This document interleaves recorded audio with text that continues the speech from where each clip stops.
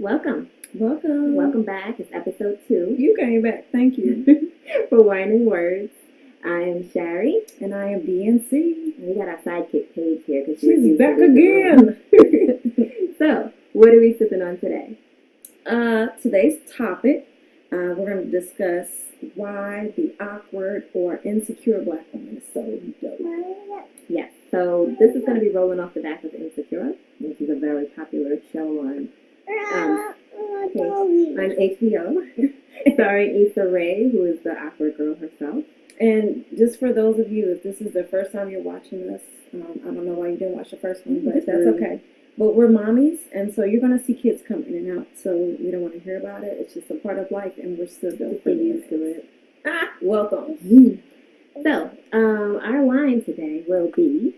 Our wine for today, this is my choice. It's Apothic. I actually drink the blush or the blend. These are mommies. This is a mommy juice. This is mommy's juice. I'll never let me tell you different.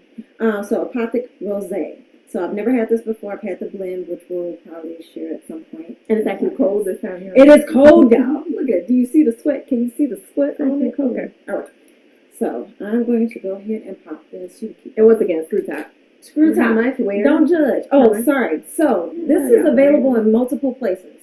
But I bought this particular bottle from Publix on sale for $9.99. So we in that range. One day we'll get a very expensive bottle. I promise you, we're not gonna stay within this zone forever. But you gotta build up to it. Yes.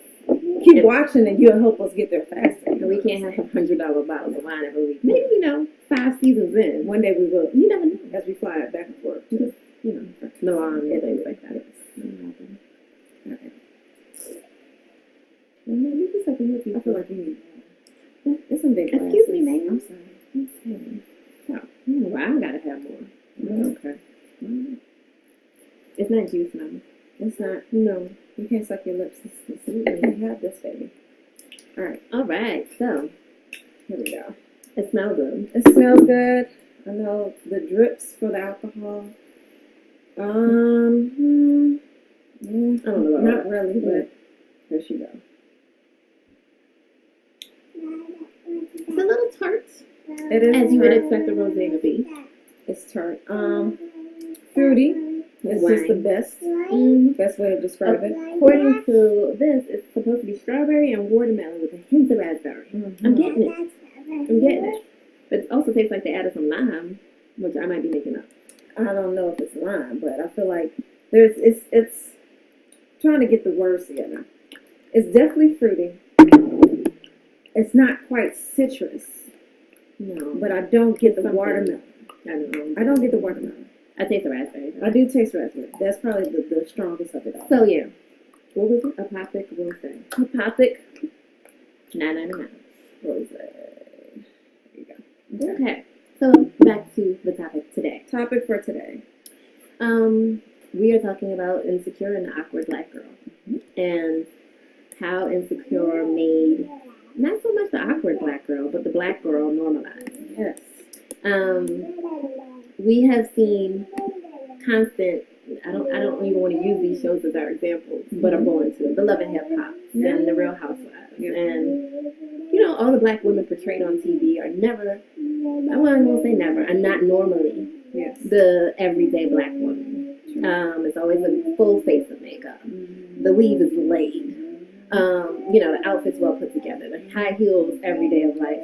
I mean, who's waking up with foundation on? I'm still trying to figure that out. Who sleeps without a bonnet? That's what I want to know. I mean, without a scarf or something on their head. I'm not saying you gotta have rollers on, but we all wear scarves. I know that. We all wear scarves. Okay. Satin ones. Even when my hair's not done, I can put it on a scarf because I don't want to rub against the pillow. Y'all know the drill. If we weren't doing this right now, we'll have a scarf on my head. As soon as I walk in my house, I put a scarf on my head. All I'm saying. That's all I'm saying. It's the same as taking your bra off. You put your scarf on. Exactly. Anyway. So yeah, that's a black woman's trial. But it's something we're used to, and that's what Issa Rae does in the show. You see her with her scarf on in the bed. You see her with her natural hair. You see her with her hair not done. Yes. And I appreciate that. So the question is kind of, why are we obsessed with insecure? When I say we, I mean black women in general. We'll talk about ourselves, but let's talk to the culture a little bit for this one. So I'll start with giving my answer. Why are we obsessed with Insecure? It is like not just a refreshed look. It is like some real insight on who we are. Like if you go through each season, so we're on season 3. So disclaimer, this will probably go up before the last one. We're taping it before the last one. She hasn't even seen the last episode.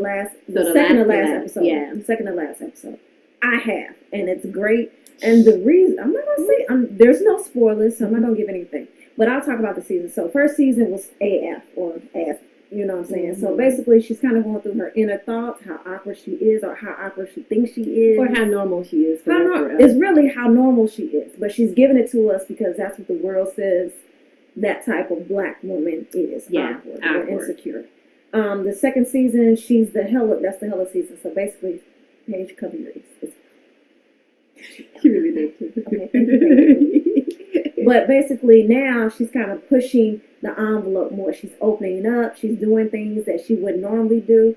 This is the whole season. She's letting them have it. You know what I'm saying? But she's willing to dive in and open herself up. And then season 3 is the like season. So now that she's opened herself up, she's gotten more comfortable with herself. What is she going to do with it? Where is she going to go? And she's learning who she is as a person. Exactly. So it really, to me, like one of the reasons why I'm definitely obsessed with it is it just really, and even though I'm not in this particular age range she is, and yes, I'm a little more further along. In the show, isn't she, I want to say late 20s, early 30s? She is, but I think she's maybe late 20s. Okay. So I'm 30-ish.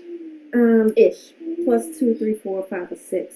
Not even. No, I'm 5. I mean, aging yourself. I'm not that old. I'm an 80s baby. Look at. What you got? Oh, look at this. This is my role model. If you know what I'm saying. This shouldn't age me in one moment. Okay. Anyway, but so between like really digging how she makes a black woman look and really normalizing who we are. You know, I think we can also relate to her. So then the next question is, why do we like Issa's character? I mean, because she's relatable. She is who I was probably in my 20s. I didn't know what I was doing in life. We deferred because I had a relationship of, I was with my husband. So we had that, but besides that, as far as like finding what you want to do in life, oh my God, welcoming yourself to the world, because you're pretty much finding out who you are in your late 20s, early 30s, and I feel like that's where she is. So it's relatable. The hair is relatable, the clothes are relatable. She's not out here rocking the latest trends. She's wearing what a normal person would wear. Hey, excuse me, ma'am. And so serious about her cameo. Yeah, she really. Okay, let's just do it because we're not gonna get enough of it. Look, you are. No, there you are. You want to say hi? You back? Can you say hi? Just man. Okay. So yeah, back to this. Yes. We were saying how she's relatable, and that's the reason I feel like this show has been such a success. And not only her, to be honest, just the show in general, the background of the show, the people in the show, the location of the show. Yes. Everything about it is relatable, but her being the main character is what draws black women in. Yes, exactly. One reason I think she's relatable is that, she's talked to not only just like hairstyles and our style and clothes, but she's talked to like different types of friendships. She's talked to the sisterhood that comes out of having different types of friends. And I think that's one thing that we black women, we like to be around each other, but we love to be around different people. Like we've grown up having to deal with being different from everyone else. So I know I actually encourage different types of, I may get a suburban chick, I may get a New York chick on my team, Chicago, California, and those are all different to me cultures. They all grew up different personalities will make up your crew. And that's what I feel like is very realistic about this. Is when you get older, when you go through life's ups and downs, when you go to jobs, relationships, even friendships, you really start to develop this unique relationship that you're going to have your wins and you're going to have some of your defeats, but your core is always going to be your core, no matter what. And how to relate to the different people in your crew. Because you see she relates to Molly differently than she would relate to, what's the pregnant one name? No. The beautiful pregnant woman that I love so much. You know who it is. But her. So she relates to everybody differently, but they're all friends. And that's kind of how you have to go through life. Everybody you may have to treat differently, but you still love them the same. So I think also one of the things that's really, really incredibly dope about this is her life in journal. Like we talked about in the first episode, she's kind of hustling right now. This season, like she's making it happen. Like it ain't ideal, but she got to do what she's trying to keep it moving. She's definitely making an attempt. She's trying to get to her passion, which is what we touched on before. Make sure that whatever you put to the side or whatever you work on full time helps you get yourself and your dreams to a certain place. So we totally respect that. And I don't want to give any spoilers, but she's taking the steps to do that. Whether that be leaving corporate America or, putting herself out there, she's doing it. And at times, she's building relationships that she didn't know she needed, could build, or that she did need. So, one of the last things that I do love about her life, and I feel like I can relate directly to this, is that she's a rapper. I mean, you're a rapper? I've been got an album coming out I don't know about? Let me tell you something. Okay, I was supposed to be a voiceover when I was younger. When we were in high school, my high school girlfriends, they're going to see this. We used to take each lunch shift, write down our raps, come ready with the raps. Our homegirl go get on the penny and a quarter. MC, DNC. I'm just saying. It's multifaceted. Okay. But I get that, like, I get that creativeness. Like, even if it's not like rapping or poetry, writing, whatever it is, I feel like we all have that little moment where we kind of go a little gangster and people don't understand it. And that's another beautiful thing about being a black woman. Just like Beyonce does her Sasha Fierce. Yeah, Sasha. When Sasha hit that stage, it's your alter ego. All I'm saying, when Sasha hit that stage, it get real. Yeah. Real and beautiful. No. Did you go to the concert? I don't want you to cry now. I think they only have a few stops left. This is about Insecure, not Beyonce. Okay? You brought her up. I'm sorry. It's not my fault. I'm sorry. So yeah, what keeps us tuned in? Everybody. Issa. Really? I feel like if that main character wasn't, to be fair, Issa also writes the show. So, Issa. Because if she wasn't there, what else would there be? I just really respect just how the show has, when it started from her just doing a series with the awkward black girl and just that hustle hard mentality. The work has paid off, Issa. We would love to talk to you and meet you and have you on our show one day. Whenever you're in Atlanta, we can fly out there. You tell us. We'll make the flight. Don't worry about it. Whatever you want to do. But I highly respect and would love to pick her brain and be like, tell us about everything. How'd you get here? How did you get here? How did you choose the writers for the show? I know myself as a novelist, novella, or poet, like, one day I do want to write for a movie or write, work on a script or write for a series. I'm learning. She's a rapper, a movie writer. I am learning things today, y'all. I'm just saying. I got skills, y'all. But it's just incredible to watch that woman, Issa, evolve and take all these people with her, and that's really what it's about, to go on this journey. So we're watching her, but we're watching her through the eyes of other people too, and we're watching her connect with her community and grow it. Like it's just and it's interesting to see what happens next. So that's why we tune in. That's why we're in for 3 seasons. Is she gonna mess up next? Is she? She does it a lot. Or is she gonna succeed? And we here for her. I have so many questions, and I can't even talk about it because I said this was gonna be a spoiler. But these relationships. I haven't watched the last episode, so don't do it. I can't even. I wish I could. You notice we ain't sipping this wine as much as we did last episode. I'm just saying. It's not bad. It's not bad. It's good. After you drink it for a while, you kind of submit after you drink to the floor. But we ain't been drinking glasses of it. So, dislikes. I would say, I do have a good dislike. Dislike of this show is the fact that they are not promoting, as much as I like them to, protected sex. They could be jumping in bed and doing what they gotta do. I did see in this season the condom come out. I did. Was that the last episode that I missed? No. Well, it's not happening enough. For the amount of sex that's happening, I fell, because I'm a mama. Yeah. For the amount of sex that's happening in this show, there should be more protection going on. And it's not to have any spoilers, but you see how it affects different characters. And to be honest, even though that would be a crazy route to take, she kind of does address that, though. She addressed not it. as much as she should. Not as much as she should. Over the 3 seasons. Over the 3 seasons. But I agree. I would say that's probably a mutual dislike. But the other dislike I would like to say is, don't be psyching us out like Lawrence ain't about to come back.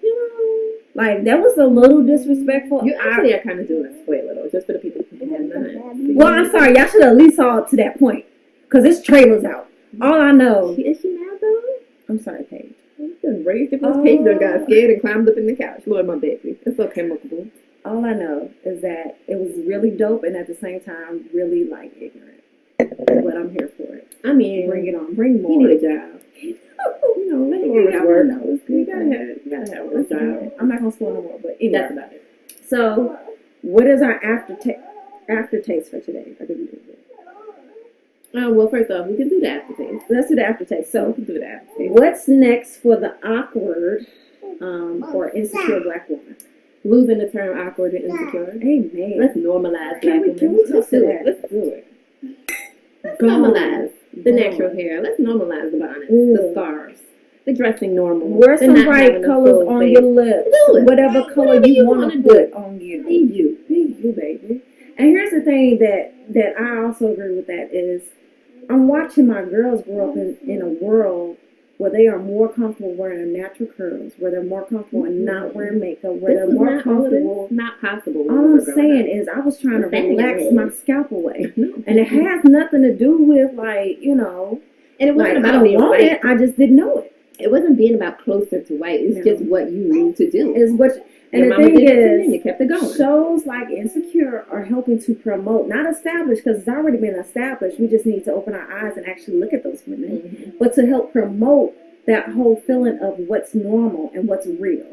And so this whole awkward phase, and you want to rap and you want to be different and you want to move on your own move, that's a pretty normal thing. And I think showing that is for important. Old heads, for new, you know, the youngest coming up, like it's just time for us to be great being imperfect. God didn't make us to be perfect. Nobody is. You know what I'm saying? And if there's somebody perfect, I need to make it's not. And the last time I checked, the only one to judge us ain't on this earth.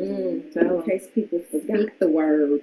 But yeah, so that's a good aftertaste. I hope you'll let us know if you agree with that. Tell us what you think you get from, you know, the what's the next for the awkward girl and insecure woman and girl. Let us know what your thoughts are, too. So we do have to end because she's got a vent on her chest. I do got a vent. Here goes my vent. Here goes her vent. So everybody has different parenting styles, right? I mean, I'm drinking wine with a baby in my lap. We got different parenting styles. Some people would be against that. I ain't judging her. It's not like the baby got the glass in her hand. What I do judge is people who don't treat their kids with respect. And when I say that, it's basically putting their children in situations they don't need to be put in because it favors you, if that makes any sense. So, I have friends who, would rather than keep to their children's schedule, not even my friends, people I know, rather than keep to their children's schedule, they put themselves first. And I get it. Sometimes you got things to do, but when it's a reoccurring situation, you had a child, you take care of that child, and you put them first. Whatever they need should be what supersedes whatever you need. Exactly. So when you have to go to clubs, so that means your baby has to stay up till midnight because you have to pick them up. It's just too much. It's just too much. And that's not bad. I'm not saying no names. I'm not saying what happened. But I just want to put that out there. Like, have respect for your kids. Sometimes they need to go to bed. Sometimes they need to grow when sleep. Okay, I'm done. Sorry. Maybe not. Take one more sip. You at least got 2 sips left. So my vent for today. So I'm going to vent on something that isn't something I've had to deal with, but I know other parents and villages out there have to vent to it, and that's a whole nother podcast and episode coming up. The thing that bothers me most is when parents don't talk to parents, and they see kids doing wrong, and they watch the kids doing wrong. I understand if you're not comfortable in disciplining someone else's child, but if you know the parents, speak up. Like, especially within the Black community, and this is women and men, we've got to get more comfortable with each other helping to parent, because we'll get back to it. I promise it's going to be a dope series once we get that done. We may need 2 or 3 episodes. But we honestly have to get more comfortable in saying when we see our children not doing right. And it's not because it's tattletelling. It's helping to grow some wonderful individuals and great citizens for our community. You can't snitch on a 5-year-old. You can't snitch on a 5. You can't snitch on a 17-year-old. Just so you know, because they ain't paying no bills. Probably. You're right. But this ain't happening to me, and I mean this, because my girls are being great. And if they not, I know about it because I got good parents who come to me and tell me about it. But for you, though, for all these individuals who are keeping quiet because they think, whoever, if you're watching and you ain't saying nothing, speak up. Because we do want to hear it. There are good parents out there, and sometimes good parents need help. Mm-hmm. And that means we need our community to speak up. We can't. Yeah. We want to be. Okay. But the way life's set up, But that's it, Shari. I think we're good. Thank you for tuning in.